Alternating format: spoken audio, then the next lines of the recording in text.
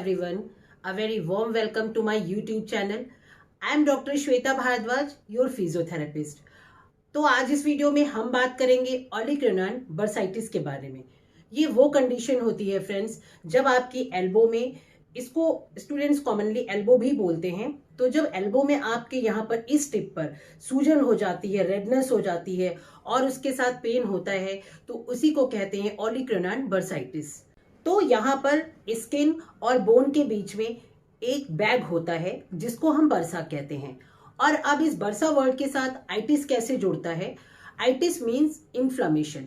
तो आपकी एल्बो में रेडनेस, स्वेलिंग, पेन, उसके साथ में इन्फ्लामेशन होता है, तो इसलिए इसको बर्साइटिस कहते हैं। ये कई कारणों से हो सकती है, इसके रीजंस कई सारे हो सकते हैं। तो आइए जानते हैं इसके कॉजेज एंड रीजंस क्या हैं।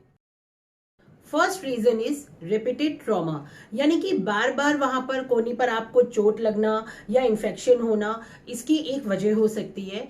मोस्टली ये प्रॉब्लम स्टूडेंट्स में ज्यादा होती है क्योंकि उनको अक्सर आदत होती है टेबल पे इस तरह से कोहनी रख करके वर्क करने की, तो कॉन्स्टेंटली यहाँ पर प्रेशर पड़ता रहता है एल्बो पे, जिसकी वजह से वहां पर इन्फ्लेमेशन स्टार्ट हो जाती है। स्टूडेंट के अलावा ये दिक्कत जो लोग प्लम्बरिंग का काम करते हैं या ऑफिस वर्कर होते हैं उनमें देखने को भी मिलती है।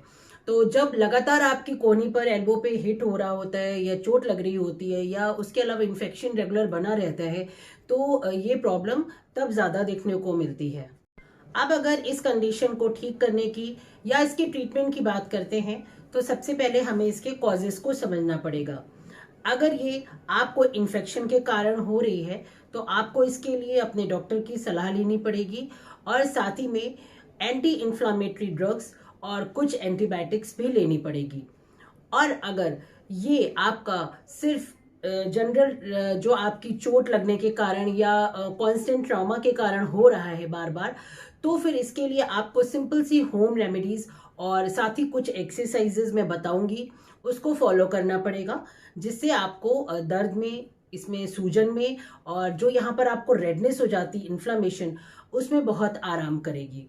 तो सबसे पहले जो आपकी होम रेमेडी है उसमें आती है आइसिंग, यानी कि आपको आइस पैक बना के रखना है और दिन में 3 से 4 बार अपने इस इफेक्टेड पार्ट में आइसिंग करते रहना है।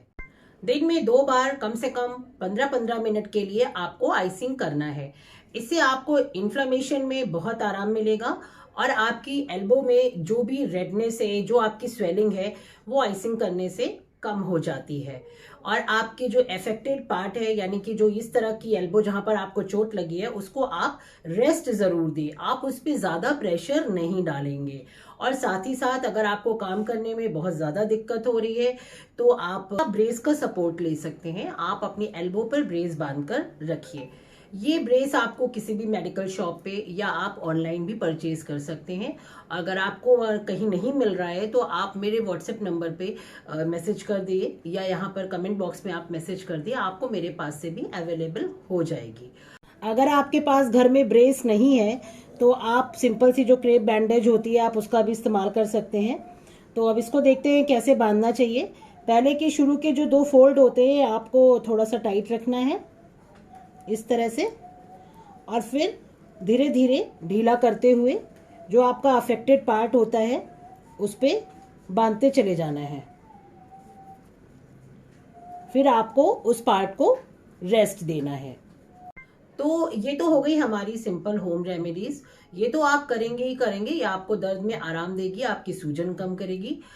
इसके साथ साथ जो हम एक्सरसाइजेस अब हम देखेंगे तो वो आपका रेंज ऑफ मोशन, जो आपका अफेक्टेड एरिया होता है उसका रेंज ऑफ मोशन बढ़ाएगा और साथ ही साथ आपके जो स्ट्रेंथनिंग होती है, जो वीक मसल्स हो गई हैं आपकी एल्बो के आसपास, और जो उसका ब्लड सर्कुलेशन है उसको भी बढ़ाएगा। फर्स्ट एक्सरसाइज में आपको इस तरह से अपने दोनों बाजुओं को पकड़ के और धीरे धीरे दोनों हाथों को स्ट्रेच करना है। 10 सेकेंड्स तक आपको इस तरह होल्ड करना है। देन आपको रिलैक्स होने के लिए वापस उसी पोजीशन में आ जाना है। ये एक्सरसाइज आपको 10-10 सेकेंड्स के रेपिटेशन में दिन में 3 बार करना है। सेकेंड एक्सरसाइज में आपको अपने बाजुओं के ऊपर नीचे की जो मसल्स हैं उनकी स्ट्रेंथनिंग की एक्सरसाइज करनी है। तो इसके लिए पहले अपने बाजू को इस तरह से रख करके दूसरे हाथ की मदद से नीचे की तरफ स्ट्रेच करना है, 10 सेकेंड्स तक होल्ड करना है और फिर इसी तरह से आपको ऊपर की तरफ स्ट्रेचिंग देनी है। आपकी जितनी भी टॉलरेंस है उसके हिसाब से आपको ये स्ट्रेच मेंटेन करना है और दोनों हाथों की मदद से ये एक्सरसाइज करनी है। दोनों हाथों से सेम आपको परफॉर्म करना है और ये एक्सरसाइज भी आपको दिन में 3 बार जरूर करनी है। Now third exercise for biceps muscles strengthening. इसके लिए आपको एक पानी से भरी बोतल लेनी है और इस तरह से आपको जो अफेक्टेड वाला हाथ है आपका उसमें इस तरह से बोतल आपको पकड़नी है और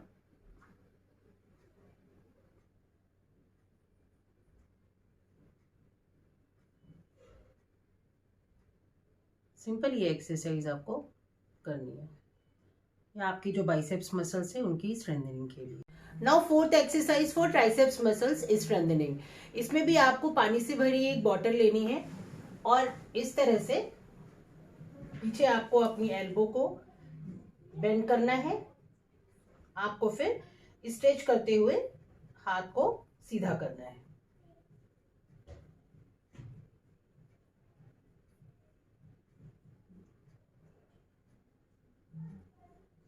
ये दोनों ही एक्सरसाइज आपको 10-10 सेकेंड्स की रेपिटेशन में दिन में 2 बार परफॉर्म करनी है। सो फ्रेंड्स, आज की वीडियो में बस इतना ही। अगर आपको मेरी ये वीडियो पसंद आई है तो वीडियो को लाइक जरूर करें और इस वीडियो को लोगों तक शेयर भी जरूर करें। Thank you.